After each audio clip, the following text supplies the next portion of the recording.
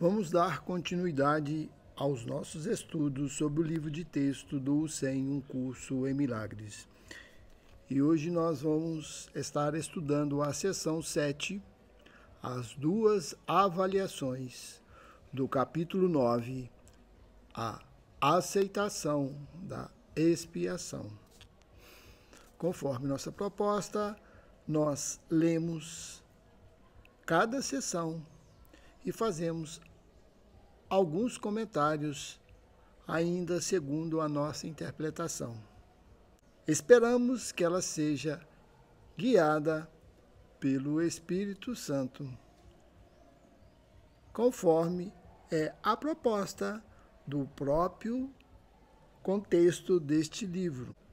Quanto a isso, nós temos plena convicção, ou melhor, fé, de que isso vai manifestar desta forma, pela total guiança do Espírito Santo, que utiliza esse instrumento como comunicação. A vontade de Deus é a tua salvação. Como não teria Ele te dado os meios para achá-la? Se a sua vontade é que tu a tenhas, Ele tem que ter feito com que seja possível e fácil de obtê-la. Os teus irmãos estão em todos os lugares. Tu não tens que ir buscar a salvação longe. Cada minuto e cada segundo te dá uma chance de salvar a ti mesmo. Não percas essas chances, não porque elas não retornarão, mas porque é desnecessário protelar a alegria. A vontade de Deus para ti é a felicidade perfeita agora. É possível que não seja essa também a tua vontade? É possível que não seja essa também a vontade dos teus irmãos? Então, a vontade de Deus é a tua salvação. Salvo de quem? De nós mesmos. Salvo das nossas falsas crenças, da nossa falsa identidade. A cada minuto e a cada segundo, Ele te dá uma chance de salvar a ti mesmo. E ainda fala, não perca essas chances. Não porque elas não retornarão, mas porque é desnecessário protelar a alegria agora. O que quer dizer? Nós ficamos protelando. Deixa para depois. Isso não a nível consciente. Nós não queremos deixar de sonhar com aquilo que nós não somos. Nós não queremos estar diante da realidade. E sim, sonhar com aquilo que não existe. O que é que não existe? Com o sofrimento, com a dor. E isso, logicamente, não é possível estar alegre. E nós protelamos essa consciência da alegria, a consciência da felicidade, a consciência da paz. E é isso que Deus quer para nós. E é isso que nós recusamos, sem saber que estamos recusando. E mais interessante, nós estamos à procura disso, sendo que ele nos oferta isso sem nenhuma condição, sem nenhuma exigência. Nós é que acreditamos que temos que conquistar isso. Mas vamos continuar. Considere então que nessa vontade conjunta vós estáis todos unidos e somente nisso. Pode existir desacordo acerca de qualquer outra coisa, mas não acerca disso. E então, aí que habita a paz. E tu habitas em paz quando assim o decides. Entretanto, não podes habitar na paz, a não ser que aceites a expiação, porque a expiação é o caminho para a paz. A razão é muito simples e tão óbvia que frequentemente não é vista. O ego tem medo do óbvio, já que a obviedade é característica essencial da realidade. No entanto, tu não podes deixar de vê-la, a não ser que não esteja olhando. Então, o que ele diz aqui? Que a realidade é óbvia. A realidade é onde habita a paz. E tu habitas em paz quando assim o decidis. Então, o que quer dizer isso? Quando a paz for para ti, vamos colocar dessa forma para ser inteligível, para ser compreensível para mais pessoas. Quando a paz for sua única moeda, quando você estiver totalmente querendo só a paz, ela virá para você. Ou seja, ela sempre esteve aí, ela nunca deixou de estar. Só que tem que nós a recusamos através de nossos conflitos, que nós tanto damos atenção. Em outras palavras, através da atenção que nós damos aos nossos pensamentos conflituosos. E aí, a paz que nunca deixou de existir,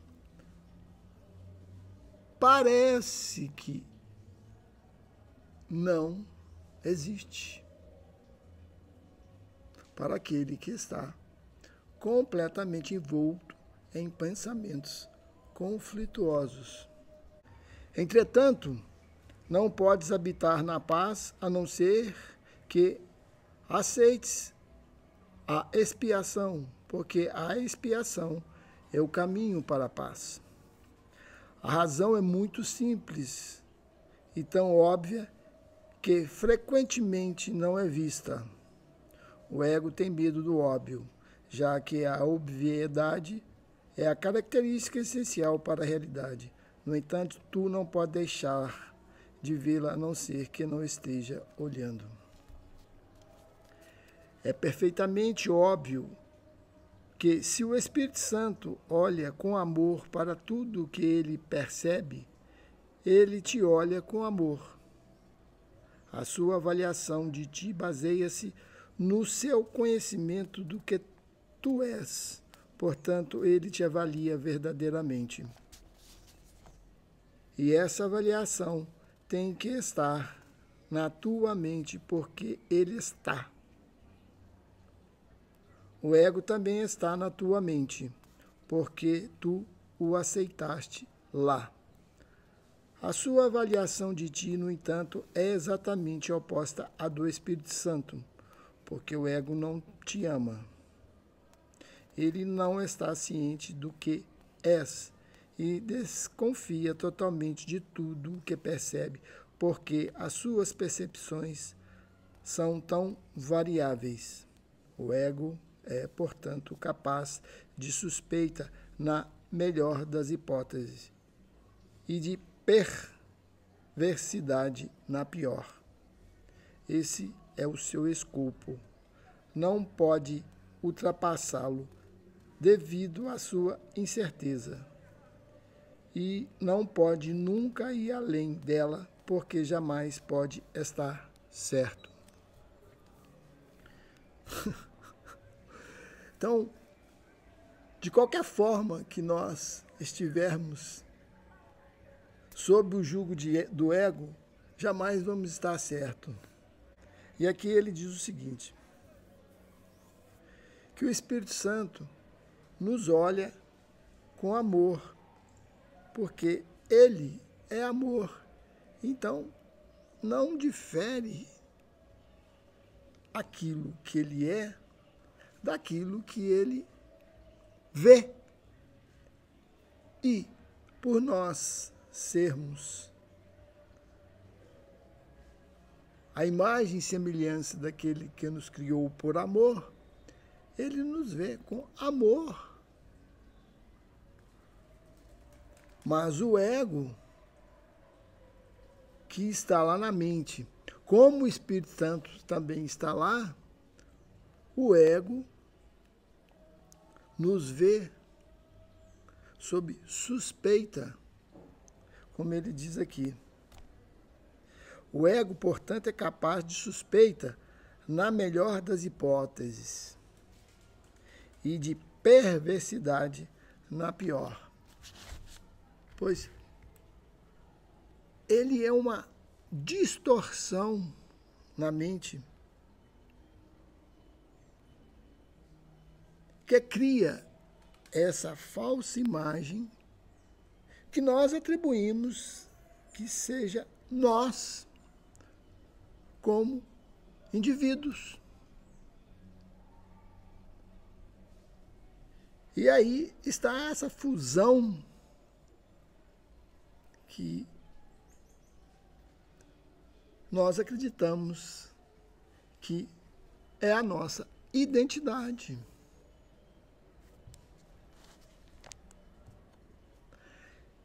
E aqui ele continua. Ele diz o seguinte, que o ego é capaz de suspeita e perversidade. E este é seu escopo. E nós não podemos ultrapassá-lo devido à sua incerteza.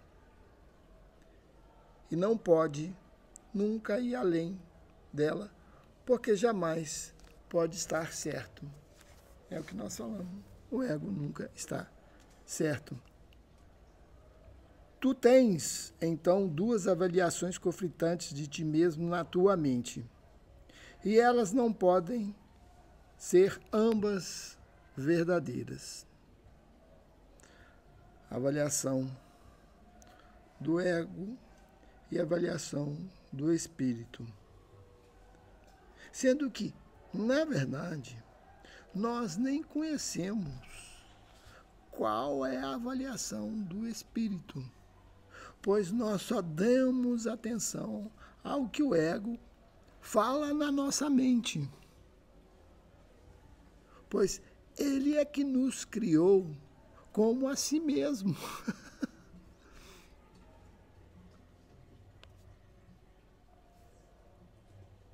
Tu ainda não te dás conta do quanto essas avaliações são completamente diferentes, porque ainda não compreendes quão elevada a percepção que o Espírito Santo tem de ti realmente é.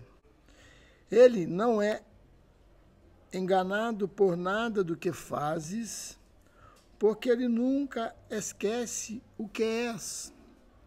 O ego é enganado por tudo que fazes, especialmente quando responde ao Espírito Santo, porque nessas ocasiões a sua confusão aumenta. O ego, portanto, é particularmente capaz de atacar-te quando reages amorosamente, porque te avaliou como não sendo amoroso e tu estás indo contra o seu julgamento. O ego atacará os teus motivos logo que eles passem a estar claramente em desacordo com a sua percepção de ti. É aí que ele vai se deslocar abruptamente da suspeita para a perversidade, uma vez que a sua incerteza terá aumentado. Entretanto, com certeza é inútil atacar de volta. O que pode significar isso, exceto que estás concordando com a avaliação que o ego faz do que tu és. Então, ele diz aqui que nós temos duas avaliações conflitantes na mente, né? Embora nós falamos que a avaliação do espírito nós a desconhecemos. Então, na verdade, nós temos só a avaliação do ego, porque ele é verdadeiro para nós. Não existe uma contrapartida, vamos dizer, do espírito para dizer que a avaliação do ego é falsa. Como o Espírito Santo não combate, não vai contra, pois ele sabe da realidade daquilo que você é, do que ele é, pois ele e nós não estamos separados, somos o mesmo ser. Ele não ataca por não ver aquilo que nós estamos vendo e criando para nós mesmos. Por isso que a gente sempre diz o seguinte, que tudo aquilo que nós estamos vendo, vivendo, tocando, percebendo, é um sonho para o espírito que não vê aquilo que nós estamos vendo e criando em nossa mente. Pois o espírito está lá, mas ele não comunga com isso, com o nosso sonho. Como o ego também está na nossa mente, que é a criação nossa.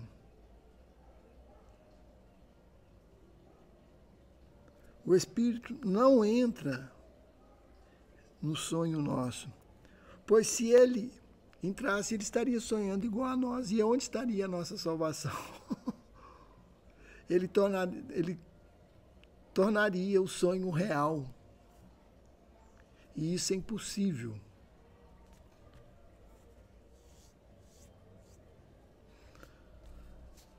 Se escolhes ver a ti mesmo como não sendo amoroso, não serás feliz. É claro, é óbvio. Estás te condenando e tens, portanto, que te considerares inadequado. Olharias para o ego em busca de ajuda para escapar de um sentimento de inadequação que ele produziu e tem que manter para existir?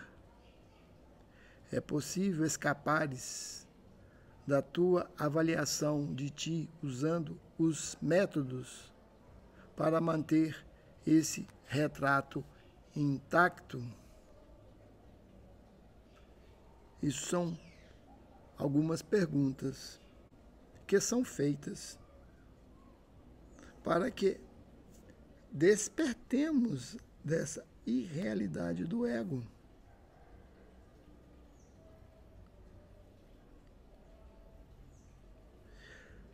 Olha aqui, olharias para o ego em busca de ajuda para escapar de um sentimento de inadequação que ele produziu e tem que manter para existir? Se você vai buscar qualquer coisa no ego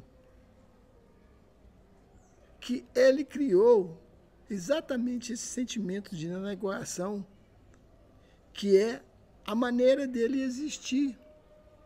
Como ele vai te dar alguma resposta em cima disso?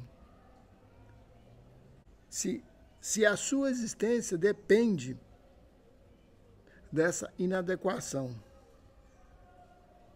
E ele ainda diz, é possível escapares da sua avaliação de ti usando os métodos para manter esse retrato intacto? O que é o retrato intacto? É a nossa imagem que nós temos de nós mesmos. Que nós não a queremos de forma nenhuma que ela seja arranhada, pois essa é a maior ilusão que sustenta a hipotética realidade do ego.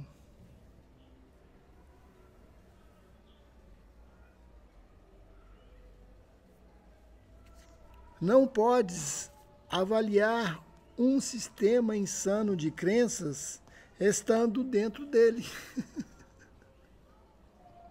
Como vamos avaliar um sistema insano de crenças estando dentro dele? Pois ele, esse sistema, nos valida e nós o validamos como que se fôssemos irmãos siameses. Se um é desfeito, o outro também é desfeito. Mas vamos lá. Seu escopo exclui isso. Só podes ir além dele, olhar em retrospectiva de um ponto onde a sanidade exista e ver o contraste. Só através deste contraste é que a insanidade pode ser julgada como insana. Então nós temos que recuar dos nossos próprios julgamentos, dos nossos próprios pensamentos. E aí nós teríamos condição de estar vendo a insanidade como insanidade mesmo, como insana. Como ele diz, não podes avaliar um sistema insano de crença estando dentro dele. Por isso que tem que ter esse recuo. Sem ele, não é possível ver o insano como insano. Pois o insano para nós é a nossa realidade. Aquilo que acreditamos. O exemplo disso são as doenças, o sofrimento e a morte, que nós temos como a realidade nossa, por estarmos totalmente identificados com o ego, que nos apresenta o corpo como sendo a nossa identidade. Eu sou esse corpo. E quando ele desaparecer, aí eu não sei o que vai acontecer.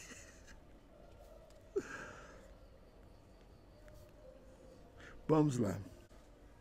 Com a grandeza de Deus em ti,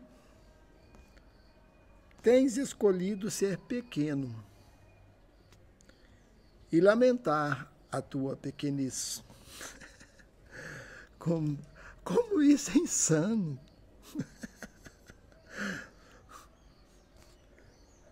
Dentro do sistema que ditou essa escolha, o lamento é inevitável.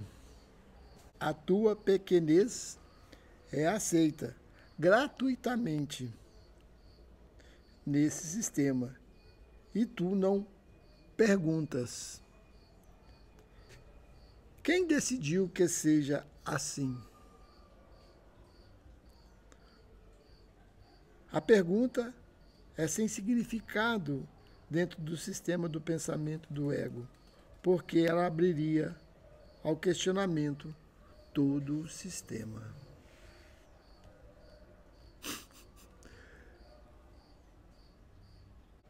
Quem decidiu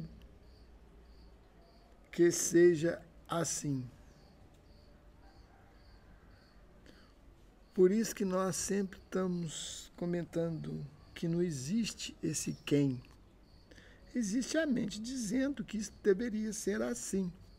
E a mente não é ninguém. É ela que, por ela, criou a nós nessa ficção materializada daquilo que pensamos que somos e daquilo que temos que viver. E isso é de difícil aceitação, pois quando isso é questionado, como ele diz aqui,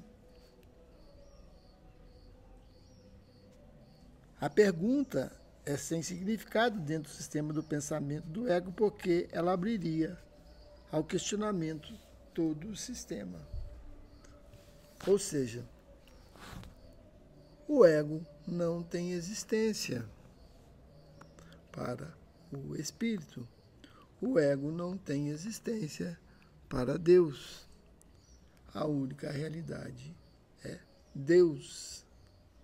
E somente Deus. E para que isso seja verdade, o ego não pode existir. Senão, hipoteticamente, você está contra Deus. Veja que insanidade é a do ego. Por isso que Deus é ainda o nosso pior inimigo e que nós mais tememos, pois ele significa a nossa extinção. Daquilo que nunca existiu. Dorme com essa insanidade daquilo que pensamos que somos. E nesse caminho, ao ver isso, fica divertido de nossas elucubrações. Mas vamos lá, prosseguindo com o texto. Eu disse que o ego não sabe o que é uma pergunta real. Qualquer tipo de falta de conhecimento é sempre associado com uma recusa em conhecer, e isso produz uma total falta de conhecimento, simplesmente porque o conhecimento é total.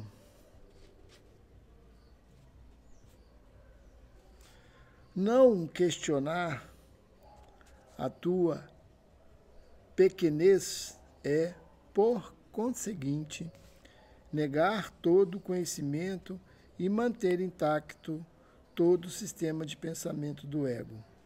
Não podes reter parte de um sistema de pensamento, porque ele só pode ser questionado no seu fundamento. E isso tem que ser questionado de um ponto além do sistema, pois dentro dele o seu fundamento de fato se mantém. O Espírito Santo julga contra a realidade do sistema de pensamento do ego, meramente porque ele sabe que o seu fundamento não é verdadeiro, Portanto, nada que surja a partir dele significa coisa alguma. Ele julga cada uma das crenças que mantens em termos da origem que ela tem. Se vem de Deus, ele sabe que é verdadeira. Se não vem, ele sabe que é sem significado. E sempre que questionares o teu próprio valor, dize: o próprio Deus é incompleto sem mim. Lembra-te disso quando o ego falar, e assim tu não o ouvirás. A verdade a teu respeito é tão elevada que coisa alguma que não seja digna de Deus é digna de ti. Escolhe, pois, o que queres nesses termos e não aceites nada que não queiras oferecer a Deus como totalmente adequado para Ele. Tu não queres nenhuma outra coisa. Devolve a tua parte a Deus e Ele te dará tudo de si mesmo em troca da devolução do que pertence a Ele e o torna completo. Então, vamos tentar, ou melhor, dentro da compreensão que o Espírito Santo pode nos dar a respeito deste final desta sessão,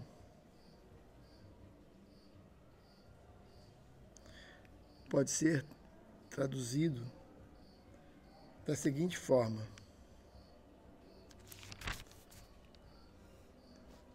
que o ego não significa nada, coisa alguma. A ilusão do ego deve ser questionada, pois aquilo que é questionável é ilusório, mas ao ser questionado, nós descobrimos a ilusão que nós estamos vivendo. Pois exatamente por não ser questionado a fundo aquilo que não é real, ele se torna real, pois ele fica inquestionável. E o que é inquestionável é a realidade. Entende? E aqui ele fala, sempre que questionares o teu próprio valor, diz, o próprio Deus é incompleto sem mim. O que quer dizer isso?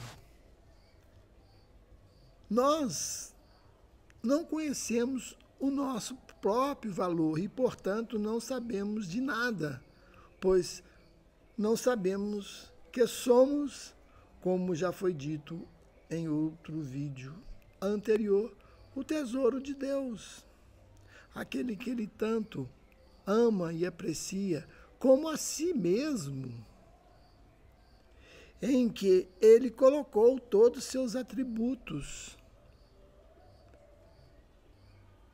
Mas, quando ele identifica, como ele diz aqui, com a sua pequenez,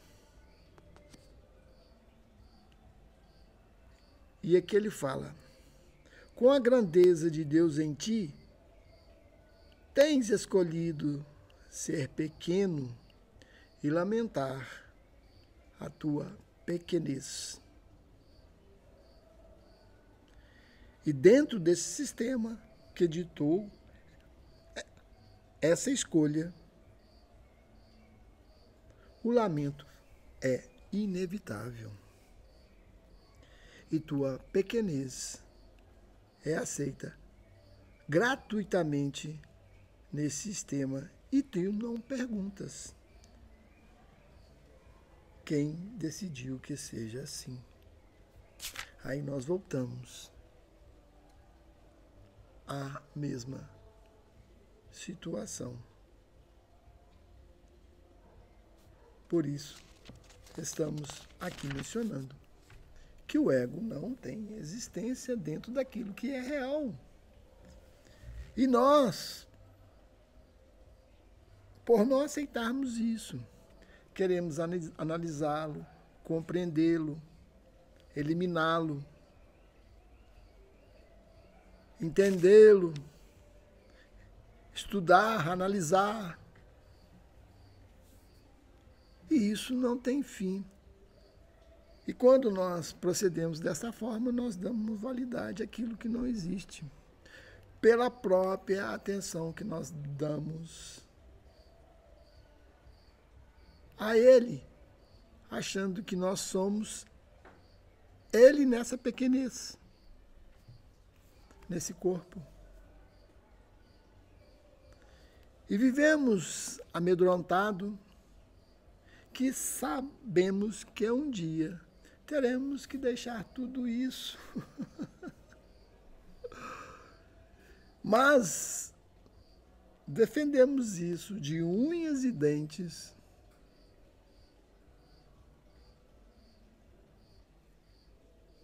como se fosse a nossa única realidade, sendo que temos que desfazer disso. Pois, além de pequeno, é totalmente perecível, vamos dizer assim.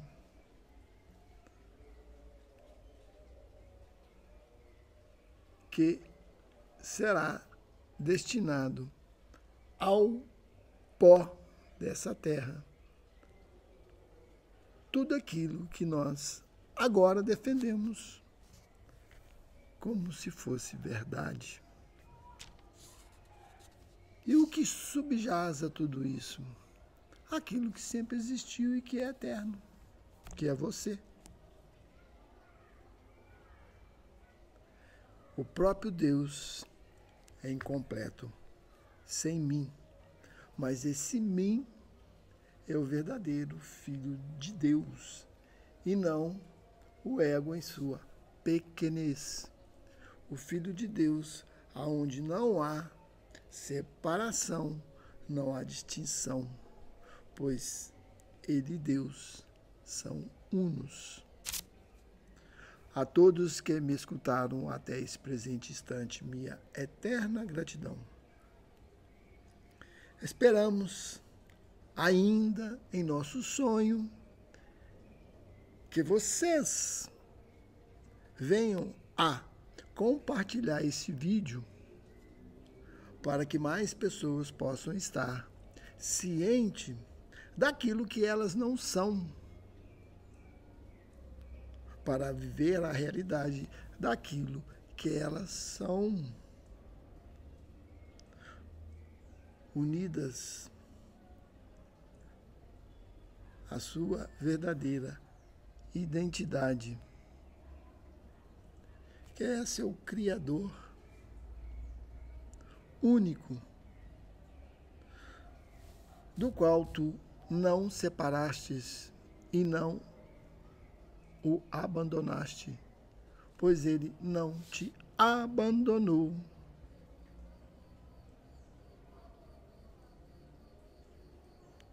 Gratidão a todos e até um próximo vídeo, que estaremos entrando na seção 8, grandeza versus grandiosidade. Até lá.